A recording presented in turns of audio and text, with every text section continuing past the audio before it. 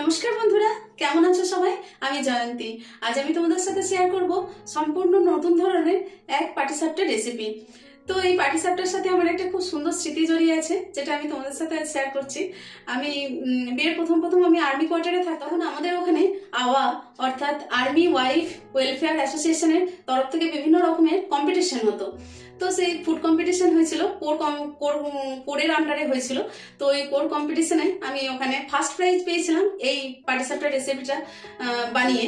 তো আমি আজকে সেই রেসিপি তোমাদের সাথে শেয়ার করছি। তো চলো বন্ধুরা, দেরি না করে তাড়াতাড়ি শুরু করি। এই আমার পাটিসাপটা পিঠে বানানোর জন্য প্রথমে আমাদেরকে চাল আর ডালটা ভিজাতে দিতে হবে, যার জন্য প্রথমে আমি এখানে মেজারিং কাপের 1 কাপ মুগ ডাল নিয়ে নিয়েছি, আর এর সাথে যোগ করব ওই মেজারিং কাপের 1 কাপ সেদ্ধ চাল। বন্ধুরা, এটা ভাতে যে চাল আমরা খেতে ব্যবহার করি ওই চালই। তো এই চালটা আমি এর সাথে দিয়ে দেবো। তারপরে এটাকে প্রথমে আমি ভালো করে ধুয়ে নেব। আমি চাল আর ডাল খুব ভালো করে আমি পরিষ্কার করে ধুয়ে নিয়েছি। এরপরে এই চাল ডালটাকে আমাকে সোক করতে দিতে হবে।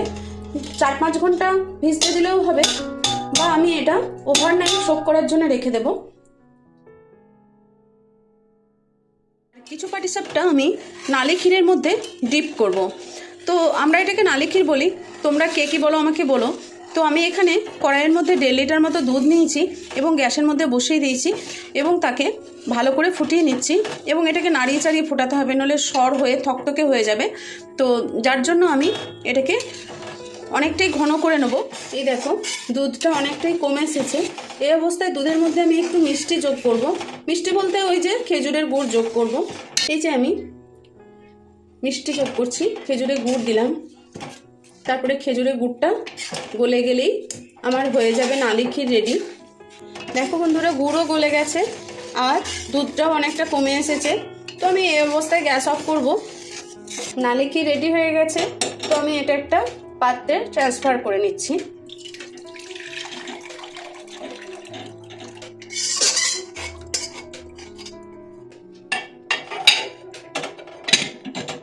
এই পাটিসাপটা করার জন্য যেটা করতে হবে সেটা হচ্ছে আমাদেরকে পুরটাকে তৈরি করে নিতে হবে প্রথমে। তো যার জন্য আমি এখানে একটা নারকেলকে কুড়িয়ে নিয়েছি, আর এখানে আমি খোয়া তৈরি করে নিয়েছি। এটা হচ্ছে খোয়া। তো আমি খোয়া তৈরি করে নিয়েছি, গরুর দুধ থেকে এটাকে তৈরি করেছি, জাল দিয়ে দিয়ে তৈরি করেছি।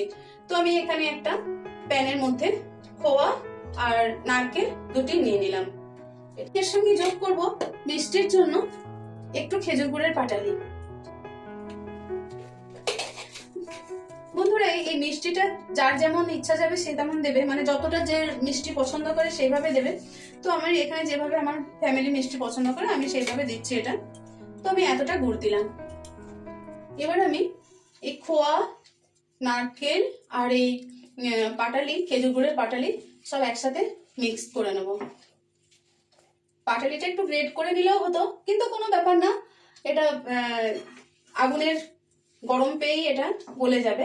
তো আমি এটাকে একটু মিক্স করে নিচ্ছি। তো আমি এটাকে মাখিয়ে নিয়েছি। এরপরে আমি গ্যাসটা জ্বেলে দেবো। বন্ধুরা, যেহেতু খোয়া আমাদের রেডি আছে, সেই জন্য আমাদের খুব বেশি সময় লাগবে না এই পুরটা তৈরি হতে, অল্প টাইমের মধ্যেই হয়ে যাবে। তো এই পুরটাকে আগে তৈরি করে নেবো। আমার খেজুর গুড়টা একটু নরম ছিল বলে আমি হাতে করেই ওটাকে এর সাথে মাখিয়ে নিয়েছি। তোমরা প্রয়োজন হলে ওটা গ্রেট করে নিয়ে খেজুরের গুড়টা। বন্ধুরা, যেহেতু খোয়া আমার রেডি ছিল, তো পুরটা আমার একদমই বেশি সময় লাগলো না। পুরটা আমার প্রায় রেডি হয়ে গেছে। আমি ওই কম্পিটিশনে যেভাবে বানিয়েছিলাম আমি এখানেও ঠিক সেভাবেই বানাচ্ছি। পুর আমাদের একদম রেডি হয়ে গেছে। আমার এই চালটা সারা রাত ধরে ভিজিয়ে রেখেছিলাম, এখন খুব ভালো করে ভিজে গেছে। তো আমি এটার এবার পেস্ট বানিয়ে নেব। পেস্ট বানিয়ে নিয়ে ফিরে আসছি।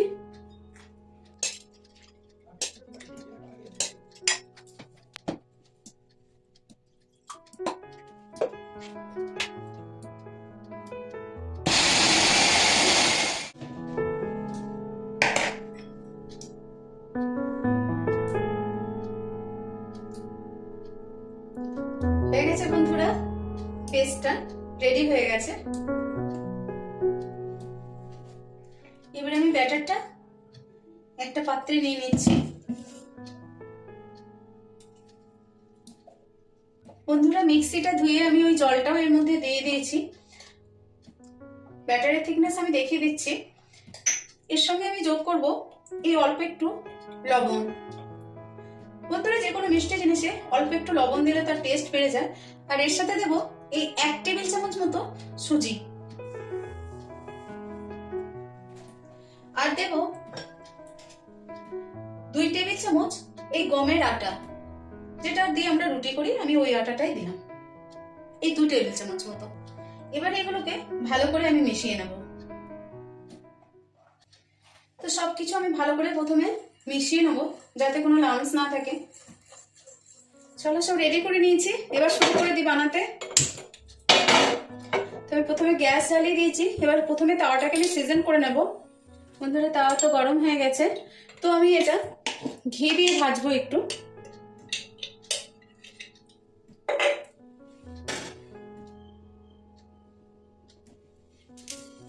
তো আমি ঘি লাগিয়ে দিলাম, প্রথমে পুরো তাওয়াটাতে ঘি লাগিয়ে দেব। বন্ধুরা এই পাটিসাপটা পিঠে, তারপরে সরু চুকলি, এগুলোর ব্যাটারটা খুবই একটু পাতলা টাইপের হয়।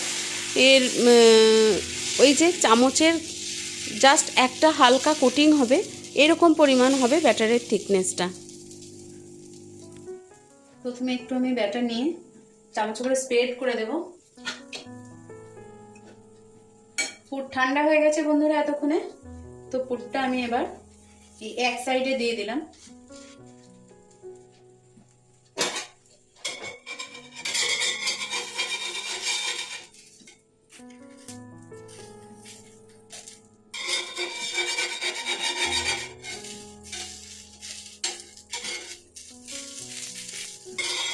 এভাবে দিয়ে এক সাইডে আমি রেখেছি।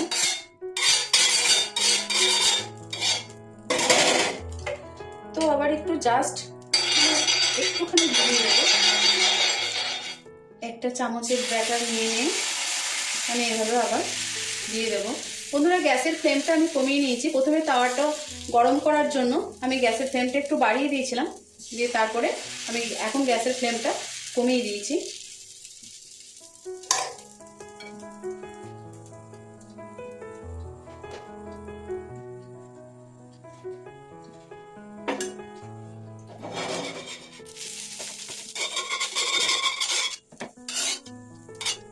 বন্ধুরা তোমরা এইভাবে বানিয়ে দেখো, খুব নরম হয় এবং খেতে অপূর্ব স্বাদ হয়।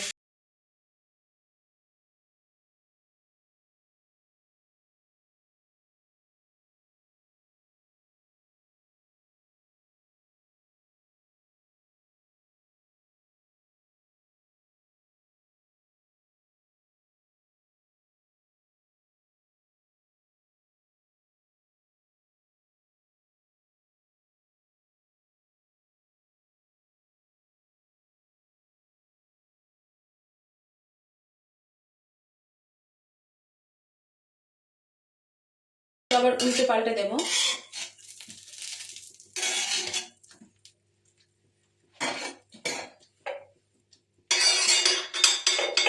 বন্ধুরা ঘি কিন্তু আমি বেশি দিচ্ছি না, জাস্ট মানে হালকা লাগিয়ে দিচ্ছি, হালকা ফ্লেভারের জন্য। এটা ঘি ছাড়াও এতে আমার করা যাবে, কিন্তু হালকা জাস্ট ঘিয়ের ফ্লেভারটা আনার জন্য আমি এটা জাস্ট একটুখানি টাচ দিচ্ছি ঘিয়ে।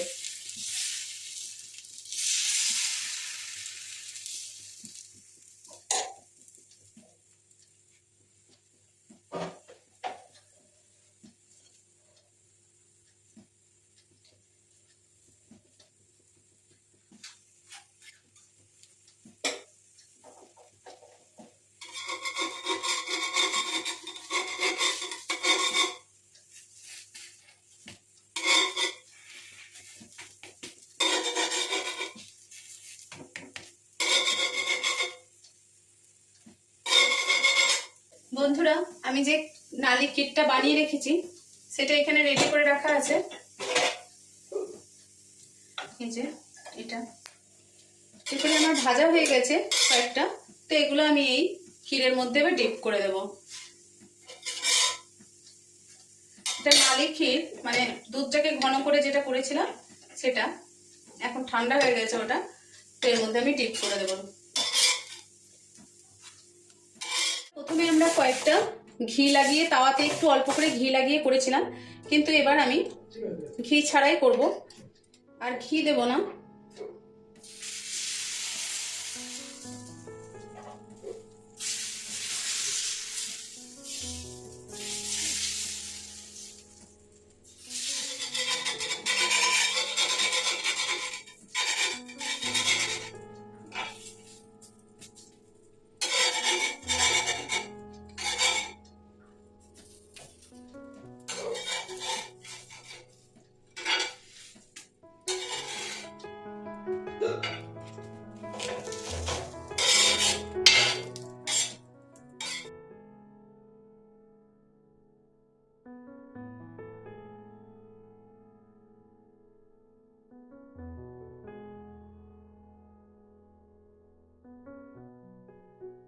এই দেখো বন্ধুরা, সব আমি বানিয়ে ফেলেছি। আমি কিছুটা শুকনো রেখেছি, আর কিছুটা এই যে আমি ডিপ করেছি নালি ক্ষীরে। বন্ধুরা, পাটিসাপটা একটা খুব পরিচিত পিঠে, এবং শীতকালে আমরা সবাই এটা কম বেশি বানাতেই থাকি, এবং সবারই বানানোর প্রসেস বিভিন্নভাবে বানায়। তো আমি বলবো বন্ধুরা, তোমরা অবশ্যই একবার এইভাবে বানিয়ে দেখো, দারুণ খেতে ভালো হয়, এবং পরের দিন পর্যন্ত প্রচণ্ড সফট থাকে। এটা পরের দিন সকালবেলা দেখো বন্ধুরা, আমি তোমাদেরকে দেখিয়ে দিচ্ছি কতটা সফট আছে। তোমরা এইভাবে বানিয়ে দেখো। প্রথমে তোমাদেরকে আমি এই ক্ষীরে দেওয়া এটা দেখিয়ে দিচ্ছি।